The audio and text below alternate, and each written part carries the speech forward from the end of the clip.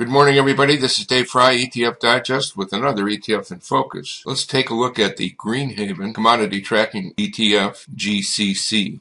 The curious thing about this commodity tracking ETF is the fact that it is a little more balanced than some others. I say that in regard to the fact that the constituents here are not as heavily weighted towards energy markets. Some have as many as 55-60% weighted towards energy, while GreenHaven is around 30%. It may seem high, but nevertheless, they're more spread out in the agriculture area and other commodities. This weekly chart shows the really good breakout that has taken place with GCC in the last several weeks, and it's becoming quite real. As you notice in this weekly chart, we go all the way back to November of 2012, and you can see it's been consistently, with only minor interruptions, down in a downtrend as commodities have been quite weak. Now we see pretty good breakout taking place in the other direction on the weekly charts. Annotations here include the RSI, and you can see it's getting overbought even on the weekly charts, and our MACD histogram moving average, as well as money flow down below here and 5-10 period weekly moving average. Here's a daily chart which also features our high-low indicators, and you can see this HI here wasn't very effective, but at the same time it wasn't that overbought either. If you just adjusted your stop tighter as this